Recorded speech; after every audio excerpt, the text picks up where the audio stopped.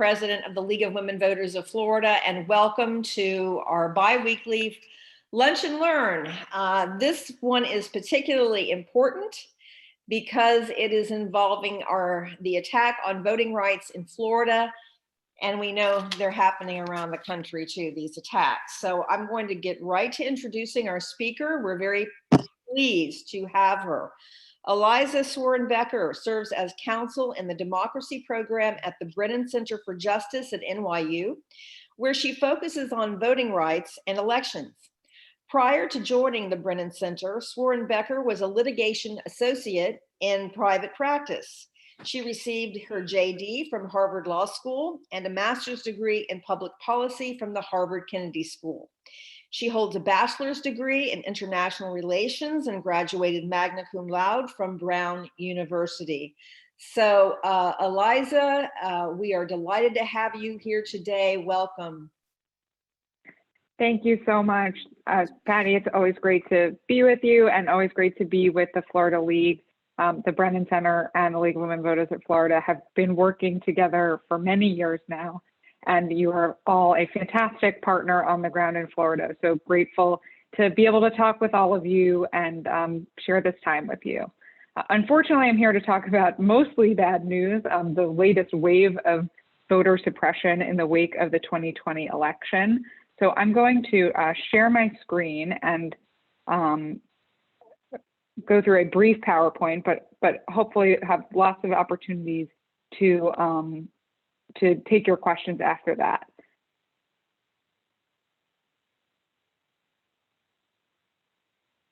Okay, so you all should be seeing my PowerPoint presentation. Leah or Patty, let me know if you're also seeing my desktop and everything else, but hopefully this should be all set. So I wanted to give a bit of background. Great, thank you. I wanted to give a bit of background about the Brennan Center because although we have worked with the League for many years, I know there are new members that are coming to the League all the time. So the Brennan Center is a nonpartisan law and public policy institute seeking to improve our systems of democracy and justice. We are affiliated with the NYU School of Law, and we're a hybrid organization. We are part think tank, part advocacy group, part public interest law firm, and part communications hub. And our work in all four of these areas supports and strengthens our work in the others. On the voting rights and elections team, the team that I'm on at the Brennan Center, we advocate for proposals and policies that will expand access to voting, expand access to voter registration, things like automatic voter registration, voting rights restoration for people with past convictions. We also advocate against policies that would make it harder for Americans to vote. And we do that, through all the means that I just discussed, but especially through litigation challenging those provisions in courts across the country. I want to, before we turn to the backlash against voters that we're facing today, I want to just take a moment to reflect on last year's elections, because I think that really sets the stage for why we're seeing such a backlash now. Thanks to the tireless work of public officials, advocates like all of you across the country, leagues across the country, 35 states and the District of Columbia last year changed their policies to make voting more accessible during the pandemic. I can tell you that in March of last year, when the reality of the pandemic really set in, we were nervous about whether election officials in states across the country were going to be able to hold elections. And advocates were incredibly successful. There were changes mostly to vote by mail procedures, including significantly expanding who could vote by mail in many states across the country, affirmatively providing mail ballot applications or ballots, states providing postage for returning ballots, or eliminating notary and witness requirements. There were also changes to in-person voting that included expanding early voting by adding additional days or hours to spread out the number of people that were going to show up at a polling place on any given day. Of course, that's especially important when we're all trying to continue to social distance. Nevertheless, not every state offered some accommodations for voters in light of the pandemic. For example, Florida did not change its policy of requiring that absentee ballot applications be received by county election officials 10 days before election day. Other states like Kansas, Louisiana, Oklahoma, and South Carolina were still required to get their absentee ballots notarized, which again is very hard to do when you're trying to keep away from other people. Part of this effort to protect the vote last year came through the courts. Advocates filed as many as 165 lawsuits in state and federal courts to protect voting rights. And there were pro-voter outcomes in more than 100 of those cases. But even while district courts ruled more often than not in favor of voters and voting rights, federal appeals courts blocked many of those rulings. And the US Supreme Court also displayed an unwillingness to strongly protect voting rights, rejecting changes to election rules that address the pandemic in Alabama, South Carolina, Texas, and Wisconsin on the grounds that those changes came too close to the election. Of course, as the league well knows, the Supreme Court also refused to review an 11th Circuit stay of the victory that we won in our voting rights restoration case in district court, thereby barring thousands of otherwise eligible Florida voters from voting simply because they could not afford to pay their fines, fees, and other court costs. Ultimately, of course, the 11th Circuit decided against us on the merits of that appeal.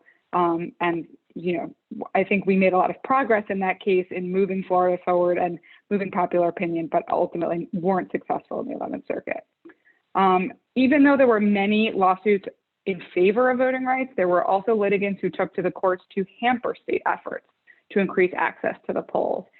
Seizing on lies and misinformation about voter fraud, the Trump campaign and the RNC filed as many as 77 lawsuits to restrict access to voting, seeking to stop secure ballot drop boxes, seeking to limit the days when ballots could be received.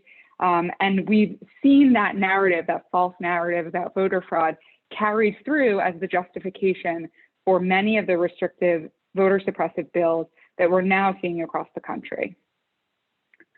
It's worth noting, though, that there were things to cheer last year. In fact, the first is that we had an election. We had a mostly successful election. Voters overcame the pandemic. They overcame efforts at voter suppression. Florida elections were particularly successful and ran relatively smoothly.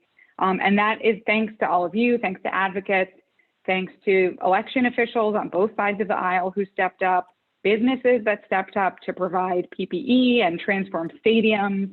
And ultimately, the result was that we saw a huge increase in turnout. Overall turnout was 7 percentage points higher than in 2016. And it is the highest turnout rate that we've had in over 100 years. And the number of ballots cast in 2020 before Election Day by mail or through early voting more than doubled that number in 2016. So voters really took advantage of mail voting and early voting. And that brings us to what we unfortunately see today, which is a huge state legislative backlash. We are tracking more than 300 bills that restrict voting access in at least 45 states. These proposed laws are being fueled by lies about voter fraud and lies about the outcome of last year's election to limit voting access. And they're in direct response to that enormous turnout that we saw last year.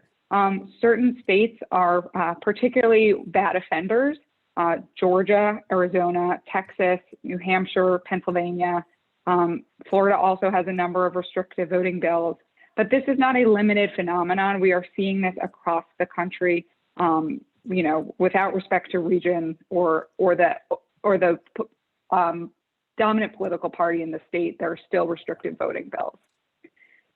The primary targets, as you might imagine, are mail and early voting. Because so many voters took advantage of that method of voting last year, mail voting is the clear target of bills to restrict voting access this year.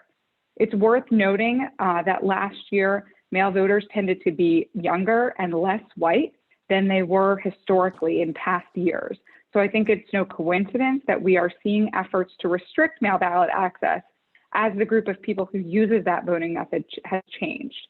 I should also say that historically before 2020, mail voters were about evenly divided between the Republican and Democratic parties. It was not a method of voting that was particularly controversial or politicized, and that's really new to 2020 and 2021.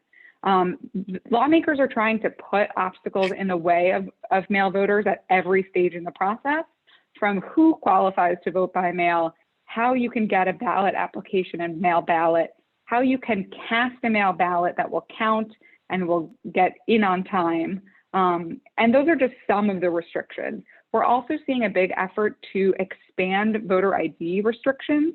So in states that don't have voter ID requirements, we're seeing new bills propose them. And states that already have voter ID requirements, we're seeing efforts to make those even stricter. We're likewise seeing attacks on voter registration with efforts to try to get voters to present a proof of citizenship in order to register, or to cut back on or eliminate election day registration. Finally, more than a dozen states have introduced dozens of bills to implement problematic or more aggressive purges of the voter rolls that can result in the removal, the cancellation of the registrations by eligible voters. And research that the Brennan Center has done recently has shown that jurisdictions and states with a history of racial discrimination in voting have purged voters in higher numbers than states without that history of racial discrimination. Of course, racial discrimination in voting is not limited to certain states, but there are some jurisdictions and states that used to be subject to pre-clearance under the Voting Rights Act. And it is in those jurisdictions that we're seeing that increase in purging. Turning to some of the restrictive bills to watch that we are watching closely. Of course, here in Florida, you have SB 90, which shortens the time for being on an absentee list. So the duration of time that you can stay on the absentee list. Florida doesn't have permanent absentee voting lists, but there is sort of a period of time, and this would shorten it. The bill would also ban ballot drop boxes and put further limits on assisting voters in returning mail ballots. SB 656 would allow poll workers to ask for additional information to confirm a voter's address on their ID or ask them to recite their address. This is concerning because it really opens the door for arbitrary enforcement, discrimination, and intimidation because there's no guidelines on when a poll worker should do that. It's just up to the poll worker's discretion. And more recently, HB 7041 was introduced in Florida, and that likewise shortens the time that a voter can remain on the absentee list. It requires additional information if a voter applies for absentee ballot by phone or by mail, in other words, not in person. The voter must provide an ID number or social security number. It narrows who can collect a ballot on the voter's behalf to only immediate family members or a person sharing a residence with a voter. Previously, a designee could be any person, although there was a cap on the number of ballots that any person could return. The 7041 also restricts the use of off-site drop boxes to hours only when early voting is open, and it would punish supervisors of elections with a $25,000 penalty if a drop box is open at an early voting site when early voting is not active of some country, which is state legislators taking aim at the local election officials who worked so hard to make elections function last year during a pandemic, and who in many states across the country, regardless of party, were holding the line on the rule of law and protecting the right to vote for voters across the political spectrum. In Arizona, let me go straight to Georgia because, of course, the governor of Georgia just signed a massive omnibus voter suppression bill last night, SB 202. It does a lot of things, but those things include a requirement that somebody submit a photocopy of their ID with an absentee ballot application. So that just exacerbates the challenges of getting a voter ID with requiring that somebody also have access to a scanner and a printer in order to vote absentee. It makes it a crime to pass out snacks and drinks to voters waiting in line, except for a self-serve water station. And it's worth noting that Brennan Center research has shown that Black voters and Latino voters tend to wait in longer lines. The Georgia omnibus bill would also not allow provisional ballots for people voting out of precinct. So for example, if they went to the wrong polling place in their county, the right county but the wrong precinct, their ballots wouldn't be counted unless they tried to vote after 5 p.m.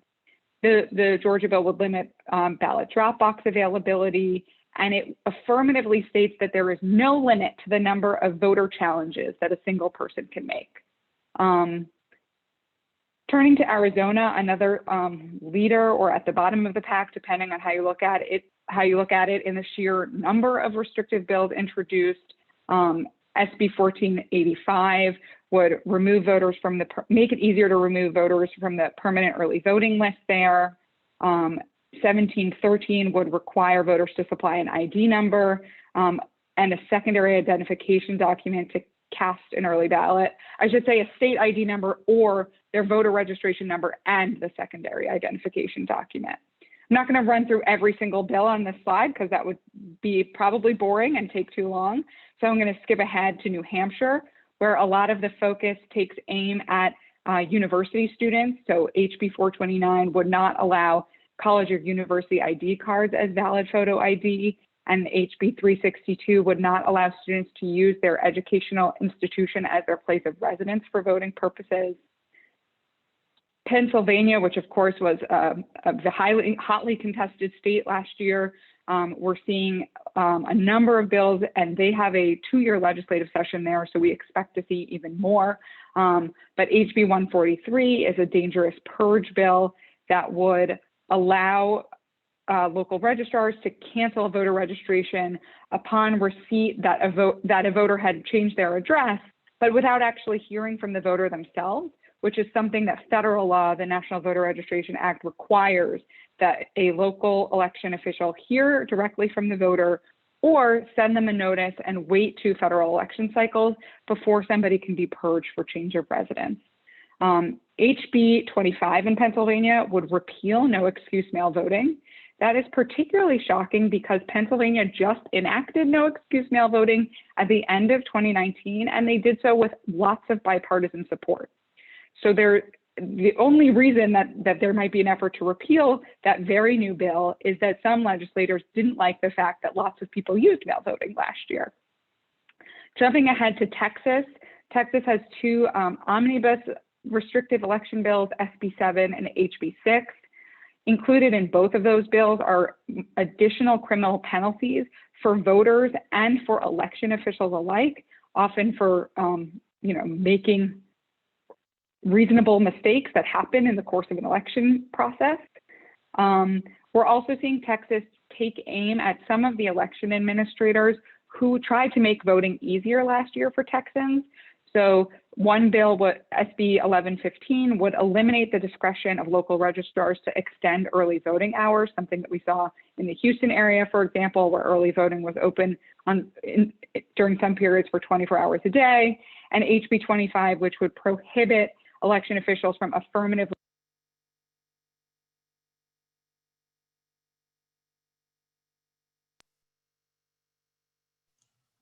I'm pausing because it looks like my phone through which I was connected in audio is disconnected. Patty, can you hear me? We can hear you, yes. Okay, is the sound okay? Yes, you're fine. Sorry, say Fine. Okay, I'll continue with my computer as the mic, but you guys should let me know if that becomes problematic. I don't want to suggest that it's all bad news. There are bills that are making it easier to vote, lots of bills, hundreds and hundreds of bills, more than 700 bills, make it easier to vote.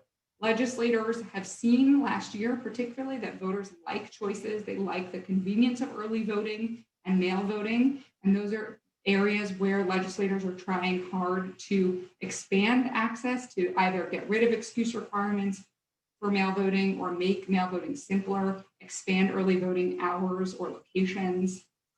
We are also seeing efforts to make voter registration easier with policies like automatic voter registration. And we are seeing continued momentum around restoring the right to vote to people with past convictions. Of course, Florida passed a rights restoration constitutional amendment in 2018. That momentum continued in 2019 with New Jersey and Nevada enacting rights restoration legislation, among other states. Last year, we saw Iowa enact through an executive order restore voting rights. That followed Kentucky doing the same in 2019. And California had their own ballot initiative restoring voting rights to people on parole last year that passed overwhelmingly. And we're seeing continued movement on this restoration effort this year in New York. Policy to restore voting rights to everyone in New York's community has passed one chamber of the legislature. Just a couple of days ago, that a similar policy to restore voting rights to everyone in Washington State's community passed the second chamber and is headed to Governor Inslee's desk, which is super exciting. These are issues that the Brennan Center has been intimately involved in working on the campaign through coalition in the state. So we are really thrilled to see that progress there. And I'll close by sort of talking a bit about what you can do, although I'm sure you guys are doing a lot already. You're members of the league. That's a huge step.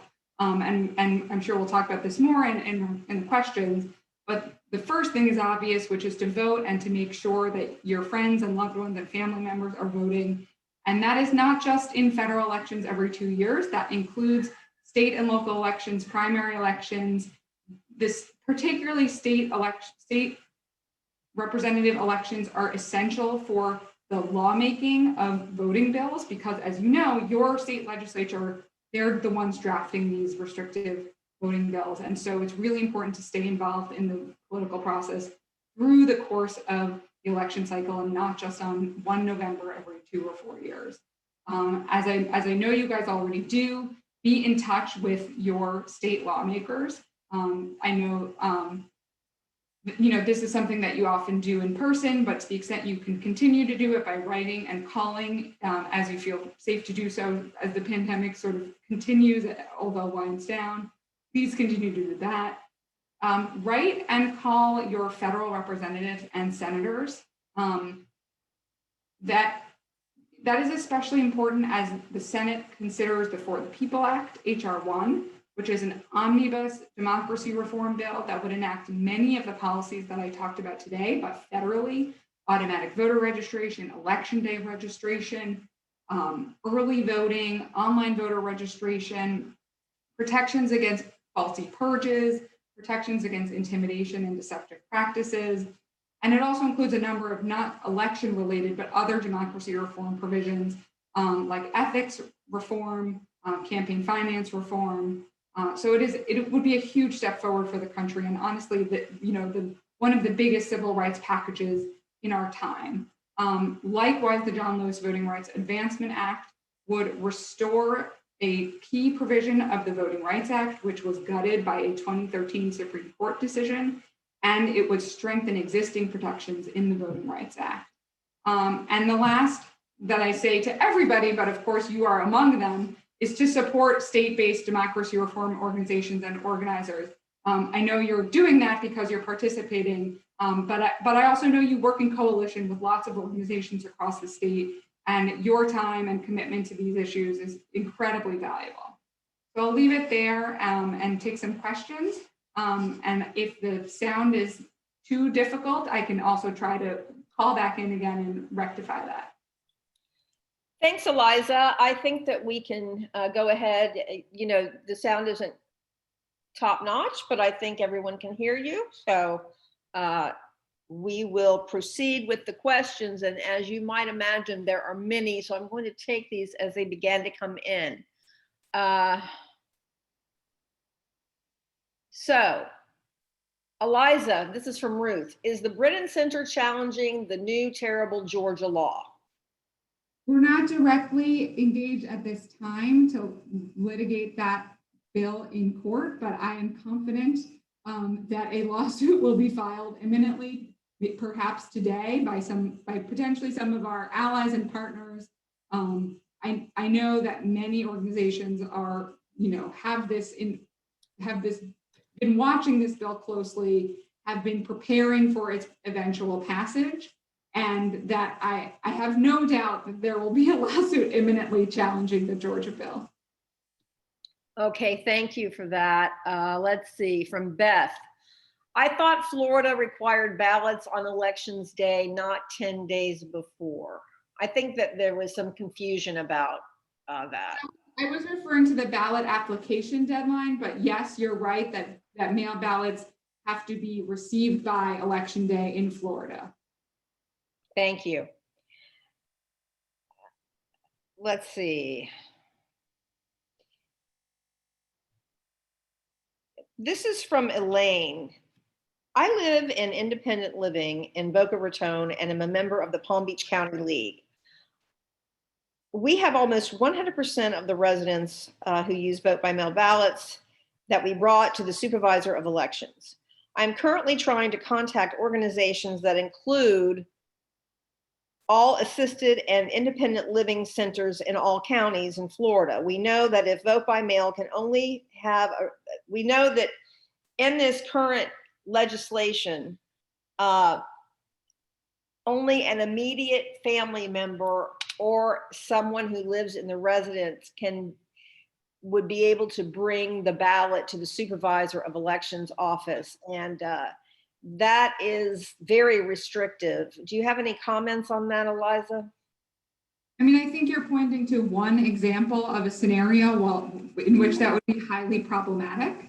And that's people in assisted living, people in other residential medical facilities.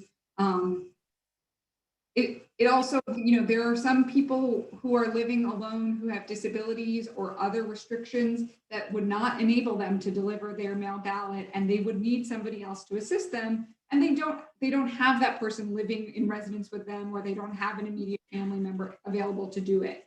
So the restriction that bill would advance has very broad impacts. And I know it's an issue that I imagine it's an issue that the league is fighting against actively already right now. So I would just say continue to advocate against the bill, continue to talk to your lawmakers, continue to talk to your partners on the ground. And I know can be an uphill battle in the Florida legislature, so I don't pretend that that's easy work. Thank you. I see a hand raised. If you put your questions in the chat box, that would be better. Thank you. From Jane, I'm sorry. Senate Bill 90 would also wipe out all vote by mail as of July 1st and require all voters, it wouldn't wipe out vote by mail. What it would do is require voters to register to vote by mail every year. That's right. And that, I believe, when this bill takes effect, or as of July 1st, those on file who have been registered to vote by mail, they would be null and void. They'd have to get in touch with the supervisor's office again. Is that correct? My understanding is that if you have applied to vote by mail before July 1st of this year, the old law will, for lack of a better word, grandfather you in to remain on the absentee list. But starting on July 1st and moving forward, you're absolutely right that your application to vote by mail will only be good for a single year and not for any ensuing general elections, which is what the policy is right now. Right, and of course, that's going to take a massive education campaign by the supervisors of elections, which will be very expensive. And of course, the league will be educating the public as well, as, that's what we do. Okay, so from Pamela, there are many people in the world who live alone and have no family. How are they supposed to be able to get their ballots in? And that's an excellent question. And that's one that actually one of the supervisors of election posed in a committee hearing recently. And that's another point that we need to make over and over. That's a great point. That's the a reason why this bill is not good for voters. That's right. Okay.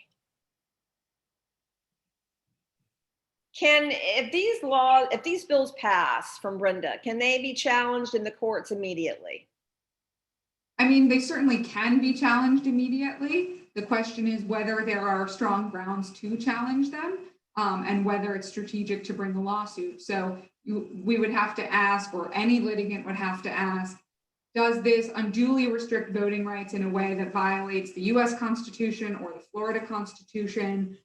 Does this discriminate against any racial minorities or language minorities in any way? Does it infringe on disability access in a way that would violate federal law? So does it violate other federal statutes like the National Voter Registration Act or the Help America Vote Act? So there are a bunch of different avenues to explore to see whether a new provision would violate state or federal law. I can't say at the outset whether any particular law at this point would violate one of those provisions, but I think certainly it's possible. And once the law gets signed, it is ripe for lawsuit, and that's a legal term that it's time. It is permissible to sue as soon as the law gets enacted. Thank you. From Jean, do you think that the reason the legislation prohibits handing water out or snacks is because the thought is people may be swayed to vote for the party that is distributing the water while they're waiting in line? Also, don't people have to provide proof of their name and address when registering? So isn't it redundant to require copies of identification when requesting ballots if someone is already registered? And then her final point is, if supervisors verify signatures and information when the ballot is received at the SOE's office, that's correct too, isn't it? Yeah, so let me take those in turn. I think the at least pretextual theory behind prohibiting somebody from passing out water or snacks is what the questioner asked. It's a concern that somebody might be improperly induced. But this also bars nonpartisan organizations, non-campaigns from doing the same. And Georgia is a state that has historically had very long election lines. And there are nonpartisan organizations like Pizza to the Polls that would just send pizza to people waiting in line, and to make a little more bearable the unfortunate process of casting a vote in Georgia, which often takes waiting in a very long line. So I think that while that may be the ostensible justification, it doesn't really hold water when you dig into the law and the broad limitation that it imposes and the reality of people voting on the ground in Georgia now. All right, to go to the other parts of the question, yeah, once you're already registered to vote, your identity has been verified by the local election official, and there is no reason to include a photocopy of there's no reason to require a photocopy of ID. It is entirely unnecessary. We do not see any significant number of cases of voter fraud through vote by mail or otherwise. This is, I think, very brazenly an effort to make it harder for people to vote by mail, even the very people who are eligible and should be able to vote by mail. Right, and also to your point, Eliza, about the water and handing that out. We had Party to the Polls a couple of years ago in Florida, which was very successful. If you do away with the ballot boxes, the drop boxes rather, and that's going to force more people to wait in long lines, right? And in Florida, even though our elections are held in the fall, it can be very hot here. So it's just outrageous that they would say you can't pass out liquids. I mean, come on. I want to know, Patty, something that you're bringing to the fore, which is that these restrictions layer and compound on top of each other, which is if you're going to make it much harder to vote by mail and by including an ID requirement and limiting ballot drop boxes, that's going to send more people to the polling place to wait in line. And then you're making it harder for them to, bear being in line. So all of these restrictions work together in a very pernicious way to make it harder for voters to cast their ballots in many different methods. That's right. And the Senate Bill 90 would eliminate all ballot boxes, the drop boxes, whereas the House version, 7041, would require somebody guarding that ballot box, and you'd have to show identification. And what's so weird about that is that if you are going to go and drop off your ballot in the mailbox, there's no one there asking to see your ID. So what's the difference? I mean, yeah, it's if you just peel back one very thin layer under the surface, you see that these are really very clearly voter suppression efforts. Absolutely. Okay. I think we've got a number of questions wanting about Hr1. Would Hr1, if these bills pass in Florida, override what they have done should they pass? So let me take a step back and say, to talk about a little bit about the way that federal and state election law interact. The US Constitution gives states the authority to write election law for federal elections. And that's why you have lots of election law in Florida that applies to federal elections too. But the US Constitution also says that Congress can make or alter those regulations for federal elections. So Congress effectively has an override power. The federal election law is supreme over any state election law that is in conflict. So HR1 would sort of block the effect of any state law that is to the contrary, specifically to the contrary, with respect to federal elections. So for example, HR1 makes provisions for ballot drop boxes, and therefore a ban on ballot drop boxes in Florida wouldn't apply to federal law, to federal elections, excuse me. That obviously creates some difficulties because it could potentially bifurcate the election systems where you have rules that apply to federal elections and rules that apply to state elections. That's obviously a terrible method of conducting elections. And hopefully, upon the passage, fingers crossed, of the For the People Act, state law will begin to mirror federal law so that the two can be consistent again. But yes, it is true that, for example, the For the People Act, which enacts automatic voter registration, that would apply in Florida for federal elections. And so all of the federal policies would be sort of the floor across the board for every state in the country. Okay. From Pamela, now that some states have made progress on restoring voting rights to ex-felons, how many states still prohibit them from voting? Previously, Pam believes it was Florida, Kentucky, Iowa, and Virginia. There is no state in the country that permanently bans all people with past convictions from voting. Iowa was the last state in the country with a categorical ban, a categorical lifetime ban for every person with a felony conviction. That changed last year through executive order. Kentucky changed its policy in 2019 by executive order. Of course, Florida changed its policy through constitutional amendment. Virginia still has a ban in its constitution, but the governor of Virginia has effectively issued through executive order and clemency powers, restored voting rights to everyone living in the community in Virginia. So we are now, fortunately, living in a country where without a permanent categorical ban on voting rights for people with felony convictions. That's not to say that some people don't face lifetime bans. There are some states that continue to have lifetime bans for certain felony convictions, or that have lifetime bans if somebody commits a certain number of felonies. So we have a long way to go, but we've made a lot of progress. Thank you. This is from Carol. Beyond links with the big lie, is there any evidence of a concerted effort to coordinate and push voting restrictions nationwide? For example, is ALEC involved? ALEC is not involved as far as I know. But I think earlier this week, the New York Times reported that there has been a concerted effort by the Heritage Group and other anti-voter activists to advance some of these voter suppressive policies across the country. So it is not entirely like a grassroots from the bottom movement of voter suppression coming out of these state legislatures. It is being driven in part by a very conservative anti-voter think tank that has been perpetuating this voter fraud lie for many, many years now. Thank you. From Beth, what is the difference between HR1 and the John Lewis voting rights bill? So they're just two different provisions of two different proposals for federal law.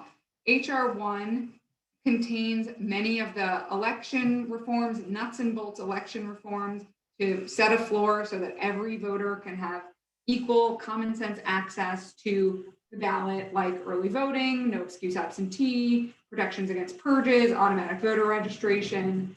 The John Lewis Voting Rights Act is a separate bill that would restore certain provisions of the existing 1965 Voting Rights Act and would strengthen provisions of that existing law. And when I say restore, what I mean is in 2013, the Supreme Court said that the formula through which the Voting Rights Act determined which jurisdictions and states had a history of voting discrimination, that formula was essentially too old, and that we didn't know for sure that racial discrimination in voting was still happening in those places.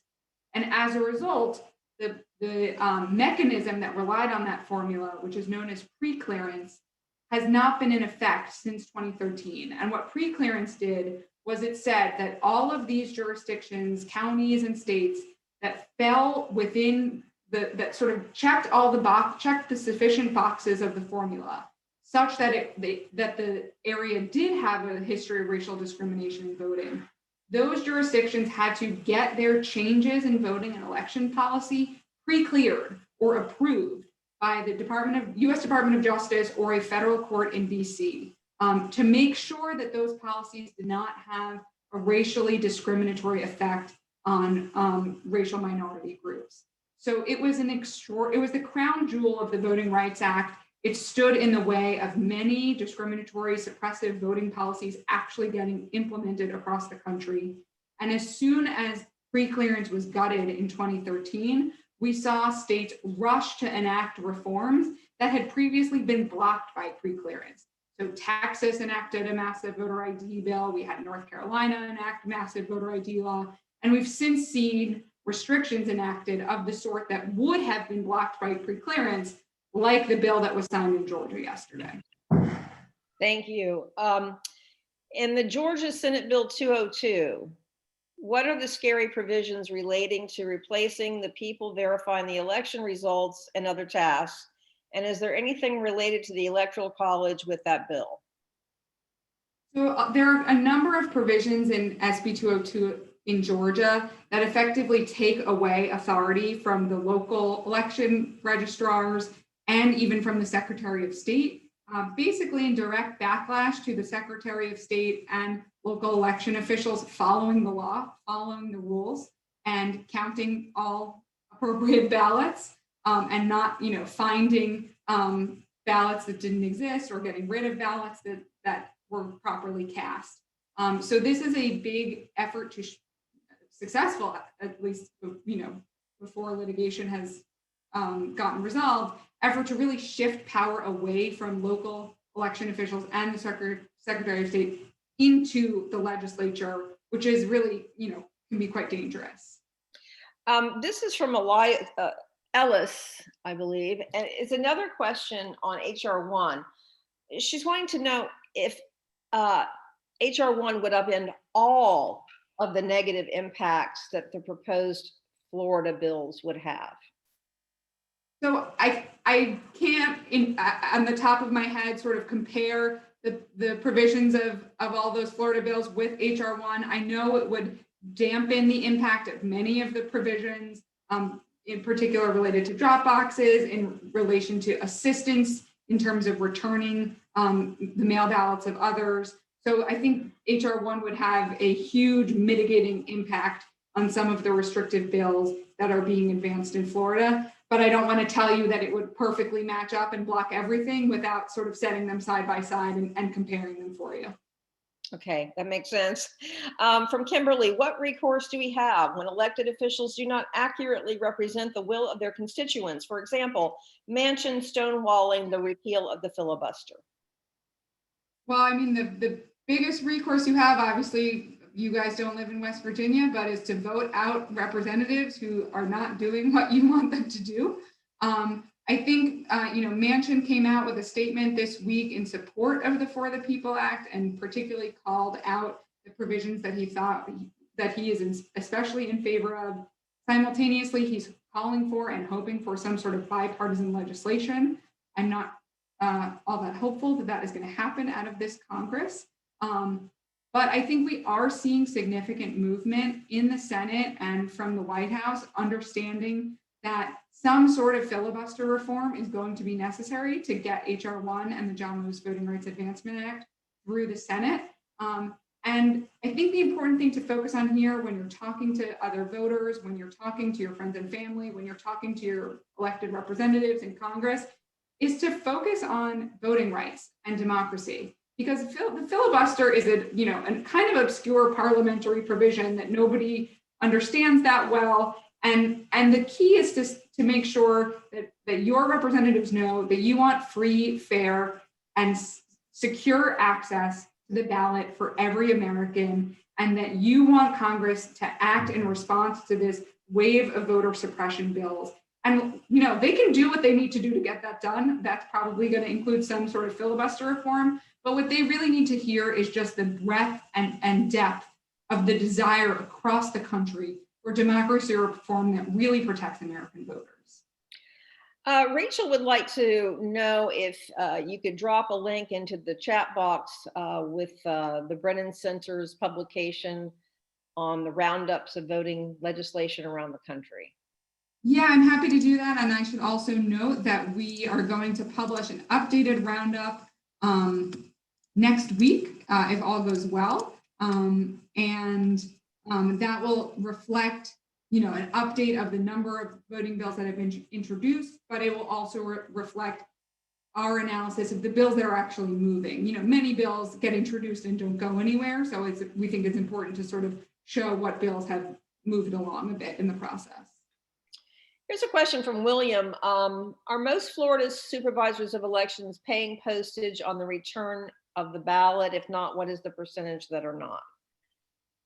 I don't know the answer to that, but Patty, you may know better than I do. Yeah, we'd have to look into that bill and get back with you. I know a number of them do, but I don't know the exact number, but we can find out. From Tanya, is there any verbiage for citizens to use to speak for or against any of the bills mentioned? This will help streamline the effectiveness and efficiency for me. What are the talking points? We do have talking points. Also, is there any way to know which way senators and representatives are considering voting? Well, I can take that. We know that there are a number of legislators who are not crazy about these bills, but that doesn't mean they're not going to vote for them because they want to be reelected, right? And it's all about a political game for them, unfortunately. So we have to fight these bills as hard as we can and not assume that one party is against and the other party is opposed. We have to contact all of our legislators and ask them to vote against these bills. And that's where we are putting out action alerts, and we can make talking points available on our website. From Janice, can you discuss the efforts of legislatures to supersede local election boards and the impact? If these laws would have existed in 2020, would it have disenfranchised voters in that election? So yes, there are efforts across the country, particularly Arizona, Georgia, Michigan, to limit the power of local election officials. Texas is a big one that I should include in that group. To limit the power of local election officials, to take power from the Secretary of State or local election officials and put it into the legislature, or take power from the local election officials and put it with the Secretary of State. That's happening a lot in Texas. I think some of where the shifts in power are focused depend on the particular politics of the state. Like in Texas, the Secretary of State is not voter friendly, and so there's an effort to move more power into that position. Whereas the Secretary of State of Georgia, who historically has not been a friend to voters, let's be clear, at least sort of stood up to efforts to manipulate the outcome of last year's election. And so we're seeing that effort in Georgia to take power away from local and the Secretary of State and move it into the state legislature. I don't know exactly what would have happened in 2020 if the legislatures had the kind of power that they are seeking or that they will now have in Georgia. But certainly there was a lot of pressure put on state legislatures to try to effectively just change the results of the election based on the outcome that they wanted to see and rejecting the will of the people. Obviously, those efforts were extraordinarily dangerous. And so the notion that some of these legislatures, including state lawmakers who sort of suggested that they would bend to that pressure, the notion that they would have that power is absolutely alarming. So I can't predict exactly what would happen in the future, but it doesn't bode well. Thank you. From Deborah, I get the point about picking up folks' ballots, but they're mail ballots and can still be mailed, correct? That's right. Well, we have a question about the Postal Service. Are we going to see, I know that there's been quite a bit of news about the Postal Service, and Susan is saying wanting to know if DeJoy is still around, who trusts the mail. Any insights to what is happening with the U.S. Postal Service? Because we know a lot of people opted to vote early at early vote sites or use those drop boxes as a result of the distrust of the mail. Apologies for the dogs barking in the background here. So, I'm not exactly up to date on the state of the staffing of the U.S. Postal Service. I know that there are efforts to try to change the leadership of the Postal Service. I also know that there are efforts to roll back some of the sort of undermining of the Postal Service that happened last year. Of course, as you noted, the reason why drop boxes became so important last year is that people didn't feel like they could rely on the mail. So that remains true to the extent that mail delivery is unreliable or slower than we would like. One benefit that we have this year is that there's a little bit less influx. We know sort of what the rules are. They are less subject to change because we are not dealing with sort of constantly shifting dynamics in the pandemic. Of course, the pandemic and its sort of prevalence is changing, but I think voters are more familiar with mail voting. Voters are more familiar with the fact that the U.S. Postal Service takes a longer time. So at minimum, we can educate ourselves, we can educate other voters that if they are going to use the mail to return their mail ballots, they really need to make sure to get those ballots in with plenty of time to arrive to be counted. So I don't have a perfect answer, but I think we already did better in the general election last year in terms of ballots rejected for lateness than we did in terms of the primaries across the country. We had a lot of ballot rejections during the primaries when election officials were scrambling, when the pandemic felt new for most of the country. And by November, a lot of people sort of got the message that they needed to either use a ballot drop box, drop something off in person at their county office, or get their ballot in the mail with plenty of time. So I think the education efforts were really successful for the most part. Okay, thank you. This is from Dorothy. The electioneers in Titusville government complex have been delivering ballots to local nursing homes. Will there be a change if these bills pass, saying only an immediate family member can do it? So the question is, I feel like I missed the beginning of the question, that certain people have been delivering ballots to nursing homes. Well, what's been happening is that oftentimes there's a designated person from the supervisor's office, or in this case, an electioneer in Titusville government. They've been delivering ballots to local nursing homes. And then there was, during last year, there was a designee from the supervisor of elections in many communities who would go to a nursing home and pick up the ballots from a designated employee of that nursing home. Now, with these bills limiting to only an immediate family member can deliver a ballot, how would that be affected? So the short answer is I don't know exactly. So this is what I think based on my understanding of the bill and the current state of the law. But I would want to. This is not legal advice, so I wouldn't want to rely on it without looking into it further. But it sounds like the supervisor's office can still deliver ballots to those sites because nothing in these bills speaks to the delivery of ballots. And it's conceivable to me that the supervisor's office could still pick up ballots from those sites because it's an agent of the recipient office. It's not like a individual designee by the voter. It's effectively like the office coming to the location. So that is my initial and hopeful view that those practices will not be directly altered by the bill. But again, that is not legal advice to any supervisor's office. That's just my hot take. Right, and Mark has an interesting point here because of one of these bills saying only a family member, immediate family member, or someone residing in the residence can deliver the ballot to the supervisor's office for someone in the family. He said, wouldn't all those residing in an assisted living facility be seen as having the same mailing address? That's a very interesting point. Quite possibly.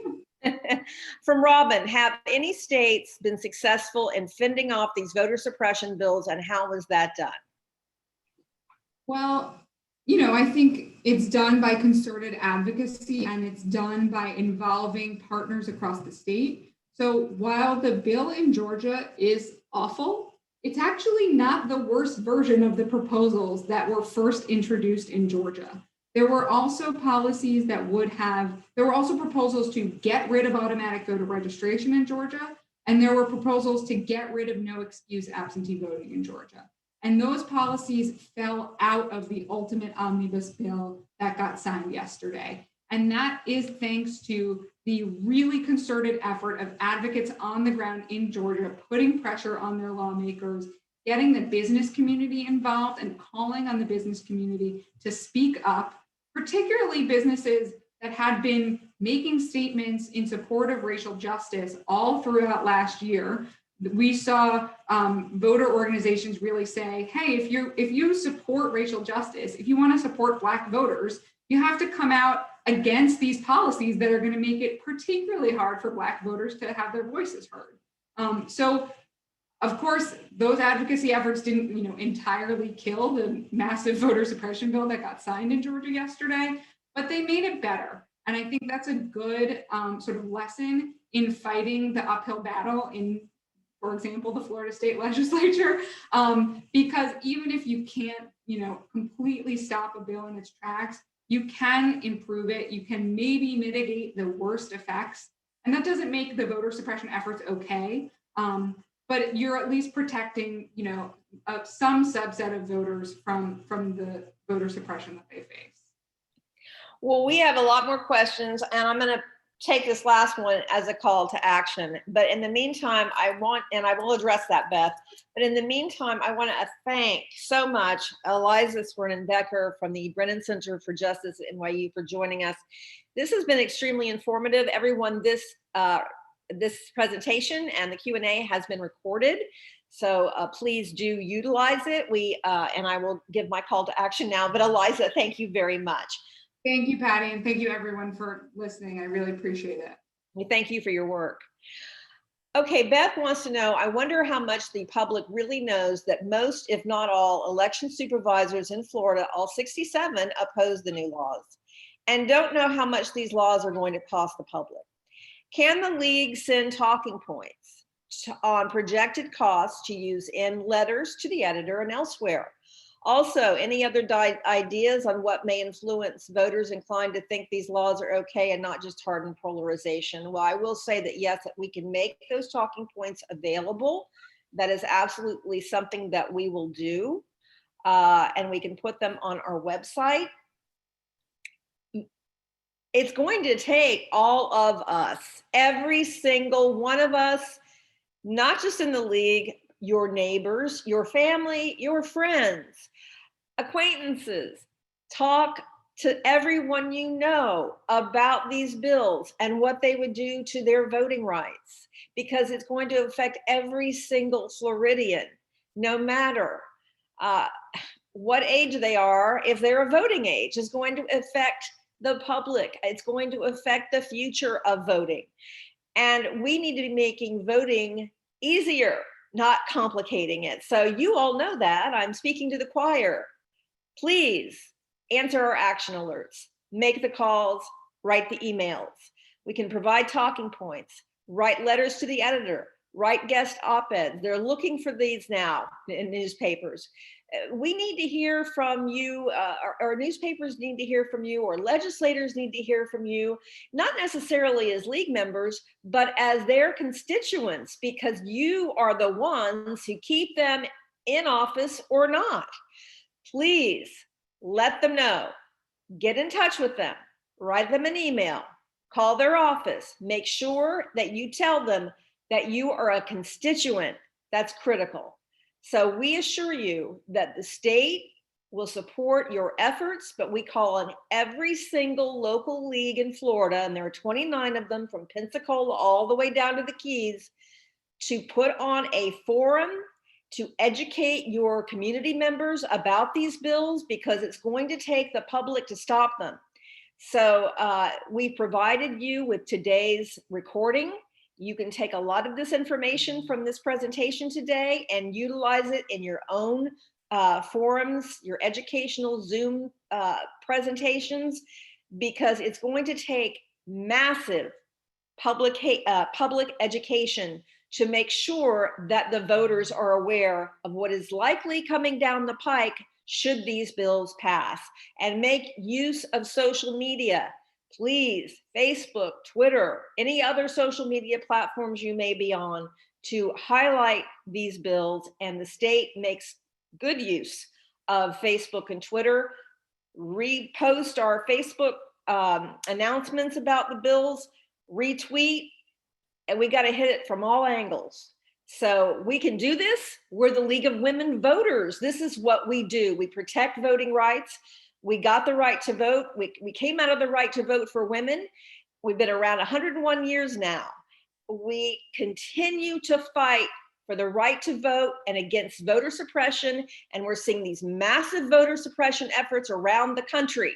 So we will not stand for it. And we will continue to fight as long as it takes. So thank you very much for joining us today. Keep up the fight. Don't get discouraged. We're in this for the long game. Thanks very much and have a good weekend.